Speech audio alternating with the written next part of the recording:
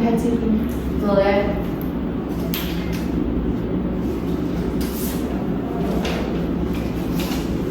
Jadi nama kamu Sinta Purnamasari. Iya, Bu. Lulusan S1 Psikologi. Mungkin di sini saya akan menanyakan seperti apa yang dapat kamu definisikan tentang membimbing yang efektif dan bagaimana cara kamu memastikan bahwa kamu memenuhi standar ini. Yang saya lakukan untuk membimbing secara efektif ya, saya akan melibatkan kemampuan untuk menginspirasi, memotivasi, dan membimbing anak-anak itu menuju tujuan yang sama. Terus bagaimana cara kamu memotivasi tim kamu untuk mencapai tujuan bersama? Ya, saya akan memberikan saran, sebuah motivasi, dan memberikan tujuan yang jelas dan memberikan umpan balik positif bagi anak-anak murid ya, dan menciptakan lingkungan yang positif tentunya biar menimbulkan sebuah lingkungan yang tentunya lebih baik lagi. Coba dong, saya mau tahu nih, coba berikan contoh bagaimana jika ada seorang anak nih yang melanggar aturan sekolah. Lalu apa yang kamu lakukan terhadap anak tersebut? Ya, tentunya jika seorang anak melanggar aturan sekolah, yang saya lakukan yang pertama ya pendekatan ya, berbicara langsung kepada mereka dan berusaha untuk memahami alasan dibalik perilaku mereka, dan saya akan mencoba mengidentifikasikan penyebab dari perilaku mereka.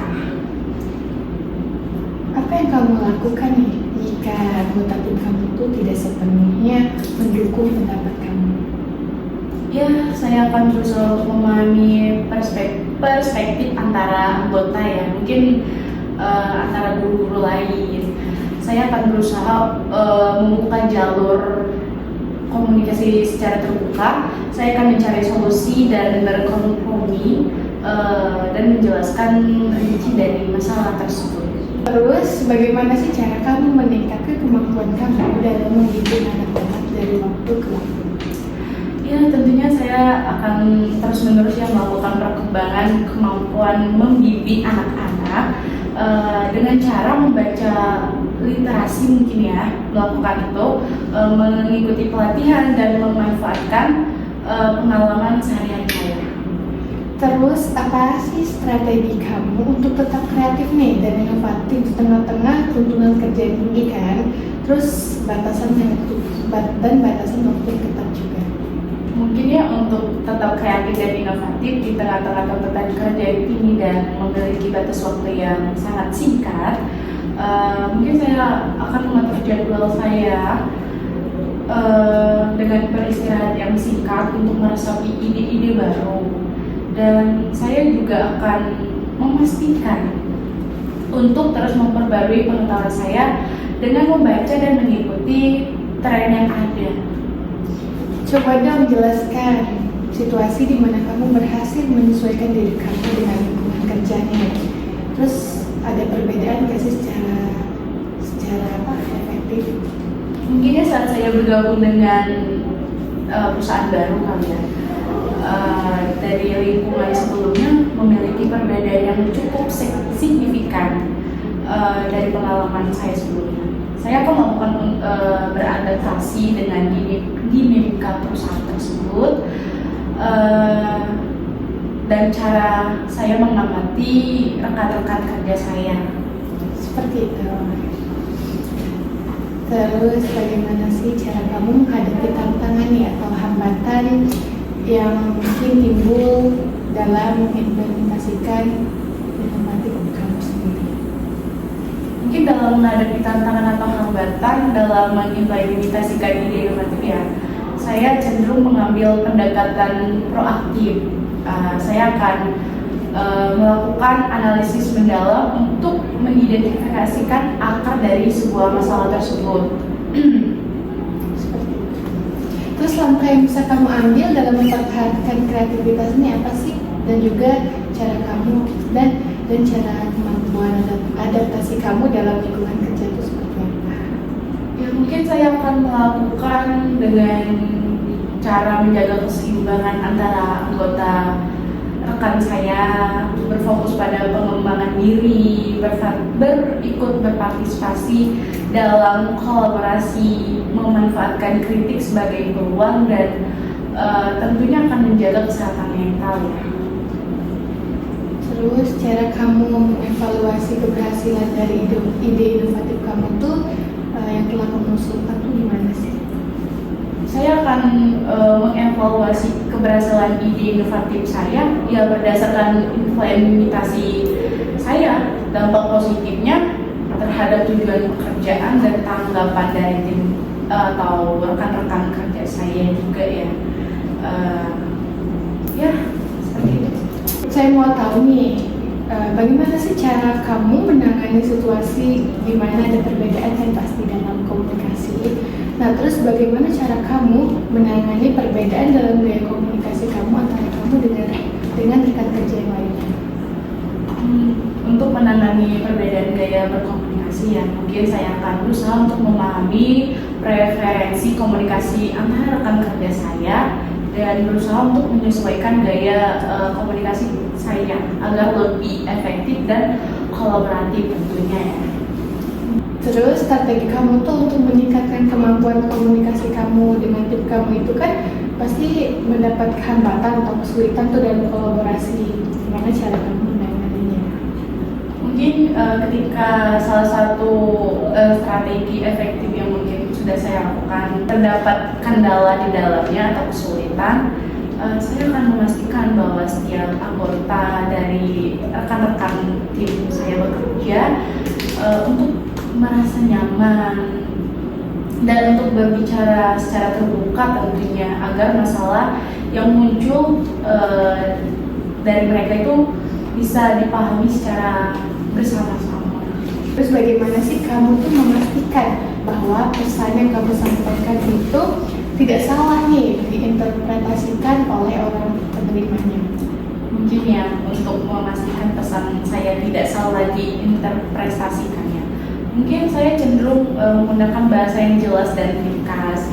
Saya akan berusaha menyampaikan informasi secara sistematis dan memberikan konteks yang cukup dan memperhatikan nuansa yang mungkin akan muncul. Selain itu juga saya akan berusaha terbuka terhadap pernyataan atau klarifikasi dan memberikan kesempatan kepada mereka tentunya dan memberikan pesan agar bisa lebih baik lagi. Cara kamu menyesuaikan gaya komunikasi kamu tuh saat berurusan dengan seorang nih yang memiliki tingkat pemahaman yang berbeda dalam topik-topik tertentu. Saya akan menyesuaikan cara berkomunikasi saya yang tentunya dengan seseorang yang memiliki tingkat pemahaman yang berbeda dan dengan menjelaskan konsepnya secara lebih sederhana atau memberikan contoh yang relevan untuk memudahkan pemahaman. Pertanyaan terakhir nih dari saya, dapatkah kamu tuh memberikan contoh nih di mana kamu harus mengubah komunikasi kamu secara mendadak untuk menangani situasi yang mungkin tak terduga dalam lingkungan kerja ini? Tentunya ya, contoh situasi di mana mungkin perubahan komunikasi itu mendadak diperlukan adalah ketika terjadi keadaan darurat di tempat kerja, seperti misalnya kebakaran nih atau insiden keamanan. Nah, dalam situasi tersebut komunikasi harus langsung nih, harus jelas gitu, dan memandu orang-orang untuk evakuasi atau tindakan darurat yang sesuai dengan keadaan tersebut. Mungkin dari Bu Nadia yang mau ditanyakan.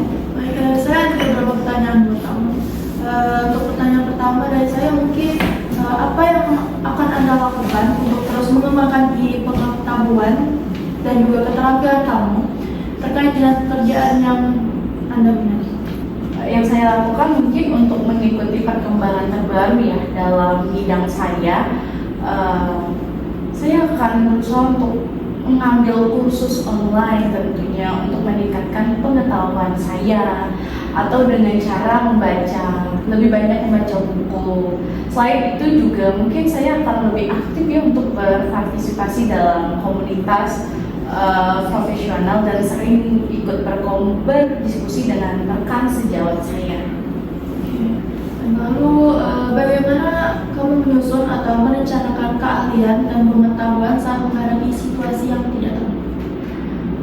Mungkin ya kalau untuk saat menghadapi situasi yang tidak terduga, saya cenderung mengandalkan fondasi pengetahuan dan keterampilan yang saya sudah kembangkan maksudnya. Saya akan merencanakan kalian dengan memperluas pemahaman saya terhadap konsep dasar dan terus mengasah keterampilan yang cukup relevan mungkin ya. Oke. Apa strategi utama kamu untuk memastikan bahwa pengetahuan kamu itu relevan sesuai dengan tuntutan pekerjaan yang kamu lamar? Strategi utama saya ya mungkin yang saya lakukan terus menerus yang meningkatkan keterampilan melalui pembelajaran kontinu, mungkin ya mengikuti perkembangan industri dan terlibat dalam proyek atau ikut kursus yang relevan. Selain itu juga mungkin selain saya ikut aktif dalam jejaring profesional, saya dapat memandang wawasan dari para ahli dari bidang tersebut. Oke. Bagaimana cara kamu mengukur keberhasilan dalam menunjukkan keahlian sesuai dengan bidang yang kamu lamar ini? Mungkin ya untuk mengukur keberhasilan saya akan melakukan kayak mencatat keberhasilan saya secara konkret atau berkontribusi secara signifikan dalam pekerjaan saya. Selain itu juga saya melakukan atau memantau umpan balik positif dari rekan kerja saya atau pada diri saya sendiri.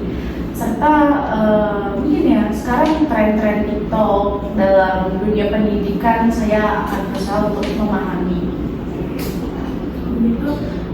Bagaimana cara kamu memastikan bahwa pengetahuan yang kamu berikan itu berdampak positif dalam lingkungan kerja?